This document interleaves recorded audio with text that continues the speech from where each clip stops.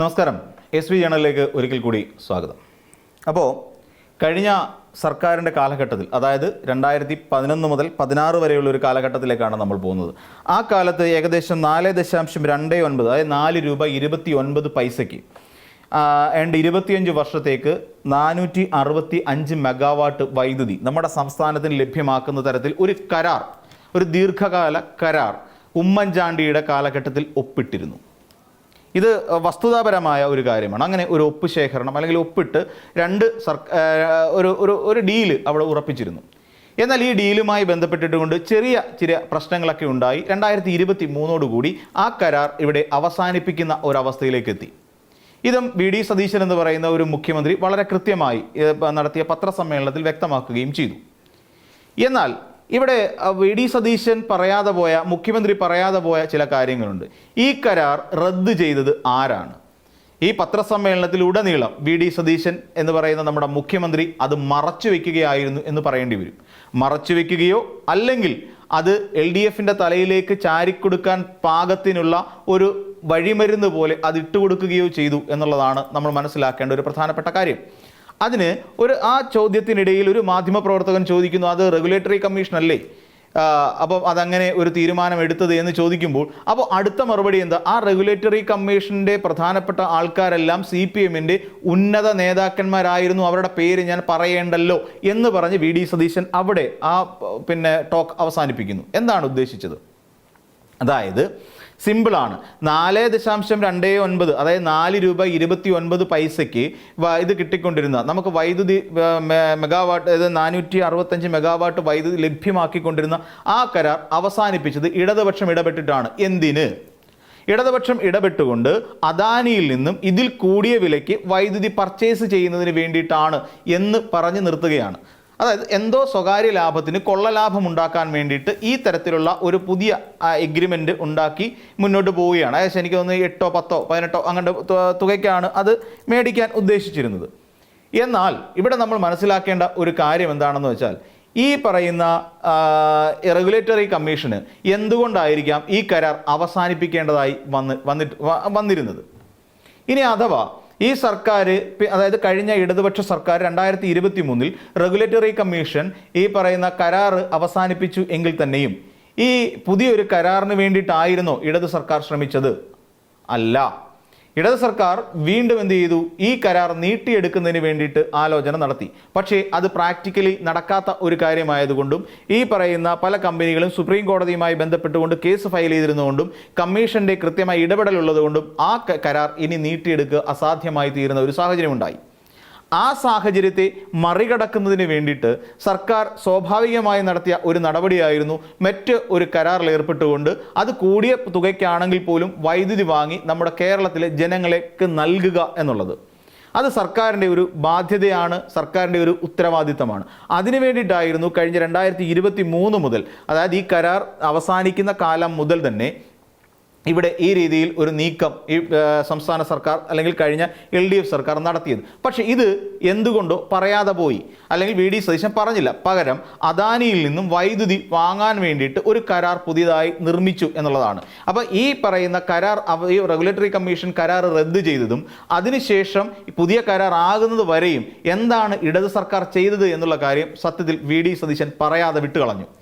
എന്ന് വെച്ചാൽ ഇവിടെ പിണറായി വിജയനും അതോടൊപ്പം K കൃഷ്ണൻകുട്ടി എന്ന് പറയുന്ന വൈദ്യുത വകുപ്പ് മന്ത്രിയും കൂടെ ചേർന്നുകൊണ്ട് ഇവിടെ എന്തോ ഒരു കള്ളത്തരം നടത്തുന്നതിന് വേണ്ടിയിട്ട് ആയിരുന്നു ഈ പറയുന്ന ഈ റെഗുലേറ്ററി കമ്മീഷനെ കൊണ്ട് ഈ നമ്മുടെ കരാർ റദ്ദ് ചെയ്തതും പുതിയ കരാറിലേക്ക് ഏർപ്പെട്ടതും എന്നുള്ള നിലയിലേക്ക് കാര്യങ്ങൾ വളച്ചൊടിച്ചു കൊണ്ടുവരാൻ അതിവിദഗ്ധമായ രീതിയിലാണ് വി ഡി സതീശൻ എന്ന് പറയുന്ന ഒരു മുഖ്യമന്ത്രി പരിശ്രമിച്ചുകൊണ്ടിരിക്കുന്നതെന്ന് ഈ ഒരൊറ്റ കാര്യത്തിൽ നമുക്ക് മനസ്സിലാക്കാൻ സാധിക്കും. ഇനി നമുക്ക് നോക്കാം, ഈ 2011 മുതലുണ്ടായിരുന്ന ഇത്രയും 25 വർഷത്തെ ഒരു ദീർഘകാല കരാർ എന്തുകൊണ്ടായിരിക്കാം റെഗുലേറ്ററി കമ്മീഷൻ വേണ്ട എന്ന് വെച്ചത്?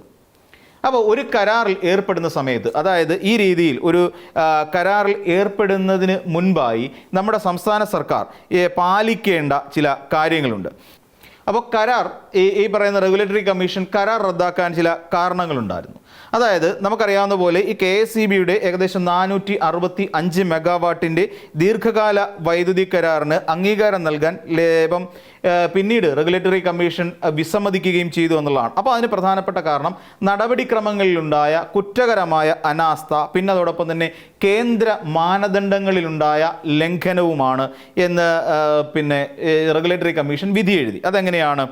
അതായത് കേന്ദ്ര വൈദ്യുത മന്ത്രാലയം നിഷ്കർഷിച്ചിട്ടുള്ള ദീർഘകാല വൈദ്യുത വാങ്ങൽ, അതായത് ഇത്രയും കാലം 25 വർഷത്തോളം ഒരു വൈദ്യുതി മറ്റൊരു കമ്പനികളിൽ നിന്ന് വാങ്ങുന്നതുമായി ബന്ധപ്പെട്ടുകൊണ്ട് ഈ വ്യവസ്ഥകളിൽ നിന്നും KSEB വലിയ രീതിയിൽ വ്യതിചലിച്ചു എന്നുള്ളതാണ് ഈ കമ്മീഷന്റെ ആദ്യത്തെ കണ്ടെത്തൽ. അതായത് ഇങ്ങനെ 25 വർഷകാലത്തേക്ക് വൈദ്യുതി വാങ്ങുമ്പോൾ ചില കാര്യങ്ങൾ പാലിച്ചിരിക്കണം എന്നുള്ളത് ഈ പറയുന്ന കേന്ദ്ര വൈദ്യുതി മന്ത്രാലയത്തിൻ്റെ നിയമമാണ്. അതിൽ നിന്ന് വ്യതിചലിച്ചു. പിന്നെ ടെൻഡർ നടപടികളിലും അതോടൊപ്പം തന്നെ ഈ ബിഡർമാരുണ്ടല്ലോ അവരെ തിരഞ്ഞെടുക്കുന്നതിലും ആവശ്യമായ സുതാര്യത മാനദണ്ഡങ്ങൾ ഇത് പാലിച്ചിട്ടില്ല എന്നുള്ളതും ഈ പറയുന്ന സംസ്ഥാന സർക്കാരിൻ്റെ, കഴിഞ്ഞുപോയ സർക്കാരിൻ്റെ ഒരു വലിയ പ്രശ്നമായി, അല്ലെങ്കിൽ കഴിഞ്ഞ സർക്കാരിൻ്റെ, അതായത് UDFൻ്റെ ഉമ്മൻചാണ്ടി സർക്കാരിൻ്റെ ഒരു വലിയ കർത്തവ്യ വിലോപമായി തന്നെ കണക്കാക്കേണ്ടി വരും. പിന്നെ അടുത്ത നോക്കിക്കഴിഞ്ഞാൽ മുൻകൂർ അനുമതി വാങ്ങിയില്ല എന്ന് പറയുന്ന ഒരു കാര്യമുണ്ട്. അതായത് കേന്ദ്ര മാനദണ്ഡങ്ങളിൽ നിന്ന് മാറ്റം വരുത്തിക്കൊണ്ട്, അപ്പോൾ ഇങ്ങനെ ഒരു കരാർ കേന്ദ്ര മാനദണ്ഡങ്ങൾ ഞാൻ നേരത്തെ സൂചിപ്പിച്ച പോലെ അതിൽ നിന്ന് മാറി നിന്നുകൊണ്ട് ഒരു കരാറിൽ ഒപ്പിടുന്നതിന് മുൻപ് ഇപ്പോൾ KSEB സംസ്ഥാന റെഗുലേറ്ററി കമ്മീഷൻ്റെയോ കേന്ദ്ര സർക്കാരിൻ്റെയോ മുൻകൂർ അനുമതി വാങ്ങണം എന്ന് പറയുന്ന ഒരു നിയമം കൂടിയുണ്ട്. അപ്പോൾ അതും ഇവർ പാലിച്ചിട്ടില്ല. പിന്നെയോ അനുമതിയില്ലാതെ വർഷങ്ങളോളം ഈ താൽക്കാലിക കരാർ മുന്നോട്ട് കൊണ്ടുപോയത് നിയമവിരുദ്ധമായ നടപടിയാണെന്നും വിലയിരുത്തുകയും ചെയ്തു ഈ കമ്മീഷൻ. അപ്പോൾ സ്വാഭാവികമായിട്ടും കേന്ദ്ര മാനദണ്ഡങ്ങളിൽ നിന്നും പൂർണ്ണമായി വ്യതിചലിച്ചുകൊണ്ടുള്ള ഒരു നീക്കം തന്നെയാണ് ശരിക്കും അക്കാലത്ത് ഈ KSEB നടത്തിയത്. ആരുടെ കാലത്ത്? പിണറായി വിജയൻ്റെ കാലത്തല്ല, മറിച്ച് ഈ പറയുന്ന ഉമ്മൻചാണ്ടിയുടെ കാലത്ത് നടത്തിയത് എന്നുള്ളത് വ്യക്തമാവുകയല്ലേ. പിന്നെ ഇത് കൂടാതെ ഉന്നതാധികാര സമിതിയുടെ, അതായത് ധനകാര്യ സെക്രട്ടറിയുടെ നേതൃത്വത്തിലാണ് ഈ ഉന്നതാധികാര സമിതി രൂപീകരിക്കുക. അപ്പം ഈ സമിതി കരാറുകളിലെ അപാകതകൾ പരിശോധിച്ചതിന് ശേഷം മാത്രമാണ് ഇത് റദ്ദ് ചെയ്യുന്നതിന് വേണ്ടിയിട്ട് ഉത്തരവ് ഇറക്കുകയും ചെയ്തത്. പിന്നെ ഈ കരാറുമായി ബന്ധപ്പെട്ട്, അതായത് ഈ കഴിഞ്ഞ ഉമ്മൻചാണ്ടിയുടെ കാലത്തുണ്ടാക്കിയ ആ കരാറുമായി ബന്ധപ്പെട്ട് സ്വകാര്യ കമ്പനികൾ സുപ്രീം കോടതിയെ സമീപിക്കുന്ന ഒരു സാഹചര്യം ഉണ്ടായി.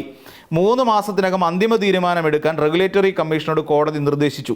ഇതിൻ്റെ അടിസ്ഥാനത്തിലാണ് കമ്മീഷൻ വിശദമായ പരിശോധന നടത്തി 2023 മെയ് മാസത്തോടു കൂടി ഈ കരാർ നിരസിക്കുന്ന അല്ലെങ്കിൽ റദ്ദ് ചെയ്യുന്ന ഒരു സാഹചര്യം ഉണ്ടായത്.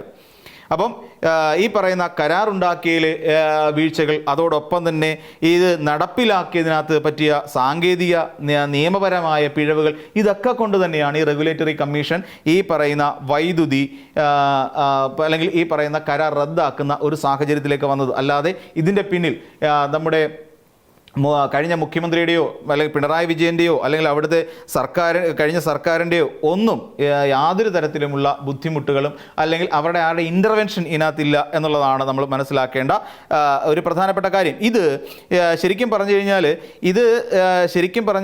കഴിഞ്ഞ സർക്കാർ ഇതുമായി ബന്ധപ്പെട്ട്, അല്ലെങ്കിൽ ഇപ്പം നമുക്കറിയാവുന്ന പോലെ ഈ നിലവിൽ VD സതീശൻ എന്ന് പറയുന്ന ഒരു വ്യക്തി ഇതിനെക്കുറിച്ച് പരാമർശിക്കുന്നില്ല. അവിടെയാണ് നമ്മൾ മനസ്സിലാക്കേണ്ടത്. പകരം ഇങ്ങനെ ഒരു കാര്യം നടന്നപ്പോൾ അത് ഇവിടുത്തെ ഇടതുപക്ഷക്കാരെല്ലാം കൂടെ ചേർന്നുകൊണ്ടാണ് ഈ റെഗുലേറ്ററി കമ്മീഷൻ രൂപീകരിച്ചതെന്നും ഈ റെഗുലേറ്ററി കമ്മീഷൻ രൂപീകരിച്ചിട്ട് സ്വാഭാവികമായി എടുത്ത നടപടിക്രമത്തിൻ്റെ ഭാഗമാണ് ഇതെന്നും.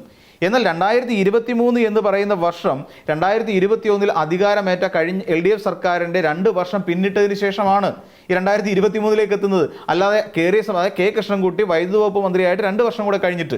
അപ്പോൾ അങ്ങനെയാണെങ്കിൽ ഈ ഇത്രയും ലോങ് പീരീഡിലേക്ക് എടുത്ത ഒരു വൈദ്യുത കരാറ് കമ്മീഷൻ അടിക്കാൻ വേണ്ടിയിട്ടാണെങ്കിൽ 2016 അല്ലെങ്കിൽ 2020 4 വർഷം കൂടെ ഓടിക്കോട്ടെ, 2020 21 ഈ റെഗുലേറ്ററി കമ്മീഷനെ കൊണ്ട് നമ്മുടെ സംസ്ഥാനം അല്ലെങ്കിൽ പിണറായി വിജയൻ അവസാനിപ്പിക്കാമായിരുന്നല്ലോ. അവസാനിപ്പിച്ചിട്ട് പുതിയ ഒരു കരാറിലേക്ക് ഏർപ്പെട്ടാൽ മതിയായിരുന്നല്ലോ. പക്ഷേ അത് ചെയ്തില്ല. അപ്പം തീർച്ചയായിട്ടും നമ്മൾ മനസ്സിലാക്കേണ്ടത് ഈ രീതിയിൽ നിയമങ്ങളിൽ ലംഘനം നടത്തിക്കൊണ്ട് മുൻകൂർ അനുമതികളില്ലാതെ കേന്ദ്ര വൈദ്യുത വകുപ്പും വൈദ്യുത മന്ത്രാലയത്തിൻ്റെ അനുമതിയില്ലാതെ നടത്തിയ തീർത്തും നിയമവിരുദ്ധമായ ഒരു കരാർ തന്നെയായിരുന്നു. അതുകൊണ്ട് തന്നെയാണ് ഈ പറയുന്ന വൈദ്യുത റെഗുലേറ്ററി കമ്മീഷൻ ഇത് ക്യാൻസൽ ചെയ്ത് റദ്ദ് ചെയ്തത് എന്ന് വ്യക്തമായി നമുക്ക് മനസ്സിലാവും. പക്ഷേ ഇതൊക്കെയും നമ്മുടെ മുഖ്യമന്ത്രി മറച്ചു പിടിക്കുന്നു. കാരണം എന്താ? എല്ലാ കുറ്റവും കൊണ്ടുചെയ്യുന്നത് നിന്ന് കൊട്ടിയിടാൻ വേണ്ടിയിട്ടുള്ള ഒന്നാക്കി LDFനെ മാറ്റിയിരിക്കുന്നു. ഇത് നമ്മൾ തിരിച്ചറിയേണ്ടതുണ്ട്. സത്യത്തിൽ ഇത് പൊതുജനം മനസ്സിലാക്കേണ്ട ഒരു കാര്യം കൂടിയാണ്. കാര്യം ഈ പകുതി സത്യം പറയുന്ന അല്ലെങ്കിൽ പകുതി മാത്രം പറഞ്ഞുകൊണ്ട് നടക്കുന്ന ഒരു നേതാവായി നമ്മുടെ മുഖ്യമന്ത്രി ഉത്തരവാദിത്തമില്ലാത്ത ഒരാളായി മാറിക്കഴിഞ്ഞിരിക്കുന്നു എന്നുള്ളതിൻ്റെ ഏറ്റവും ഒടുവിലത്തെ ഉദാഹരണമായി തന്നെ നമുക്കതിനെ ചൂണ്ടിക്കാണിക്കാൻ കഴിയും എന്നുള്ളതാണ് മറ്റൊരു വീഡിയോയുമായി നമുക്ക് വീണ്ടും കാണാം.